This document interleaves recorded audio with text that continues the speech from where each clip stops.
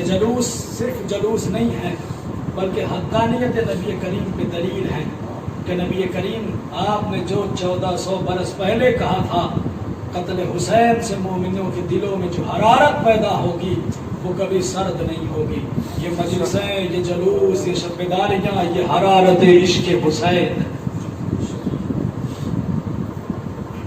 اسیران کربلا کے عنوان سے یہ خمسہ ہے. ماہ سفر اہل بیت کی اسیری کے ایام ہیں. ارباب عزا، اگر کسی انسان کے اوپر 3 طرح کی مصیبتیں پڑ جائیں تو انسان حواس باختہ ہو جاتا ہے. جو ذہن کے ماہرین ہیں وہ کہتے ہیں کہ اگر کسی کے نظروں کے سامنے اس کا جوان بیٹا مر رہا ہو تو پھر اسے ہوش نہیں رہ جاتا. بات دوسری کہا اگر کسی کے گھر میں آگ لگ جائے اور اس آگ میں اس کے بچے پھنسے ہوئے ہو نا تو پھر ہوش باقی نہیں رہتا. کہا اور اگر زلزلہ آ جائے کہیں تو پھر انسان حواس باختہ ہو جاتا ہے، اپنے کو بچانا چاہتا ہے. اگر کسی پہ ان تینوں میں سے ایک مصیبت پڑ جائے پاگل ہو جائے گا. اللہ اللہ کیسی ثابت قدم تھی، کیسا صبر تھا علی کی بیٹی زینب کبریٰ کا کہ بی بی پہ ایک مصیبت نہیں 3 مصیبتیں ایک ساتھ آئی، ایک دن میں آئی. ارے ایک بیٹا نہیں 18 بھائیوں کے لاشوں کے درمیان کھڑی ہے جناب زینب کبریٰ. صرف ایک خیمہ نہیں جلا بلکہ سارے خیمے جل گئے اور ایسے خیمے جلے کہ بچی کے دامن میں آگ لگ گئی. ایسا خیمہ جلا کہ میرا بیمار امام جلتے ہوئے خیمے میں تھا مگر وہ صبر تھا جناب زینب کا جو جلتے خیمے سے سب جان کو بھی بچا کے لے آئے.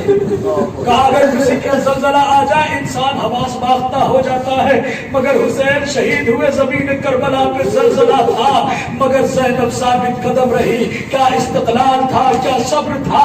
ارباب عزا علامہ حافظ کفایت حسین آل اللہ مقامہ کہتے ہیں کہ لوگ غلط کہتے ہیں کہ امام حسین کربلا میں ذبح ہوئے زینب شام چلی گئی. کہا میں کہتا ہوں کہ کربلا کے میدان میں جس طرح حسین ذبح ہوئے اسی طرح سے زینب بھی ذبح ہو گئی. کہا اسلام میں ذبح کے طریقے مختلف ہیں.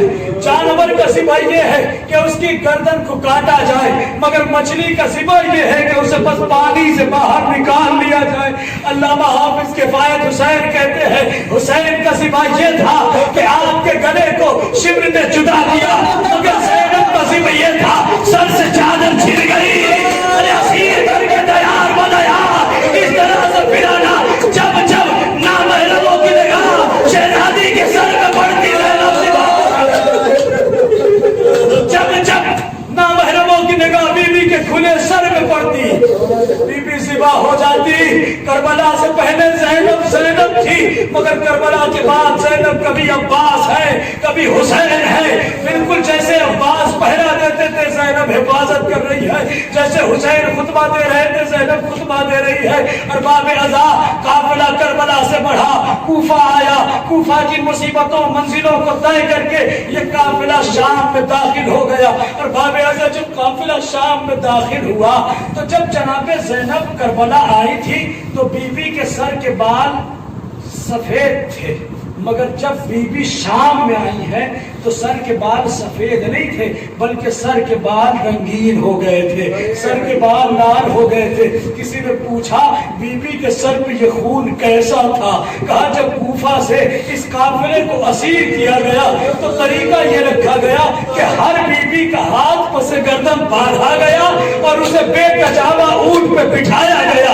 اور جب بے کجاوا اونٹ پہ بٹھا کے یہ قافلہ چلا ہے تو میرے ساتھ کہتا اونٹ کو دوڑایا جائے. جب اونٹ دوڑتا ماؤں کے ہاتھ بندھے تھے. ارے ماؤں کی گود سے بچے زمین پہ آتے ماں تڑپ کے کہتی ہوں میرے ساتھ قافلہ روک دے مگر ظالم قافلہ نہیں روکتے.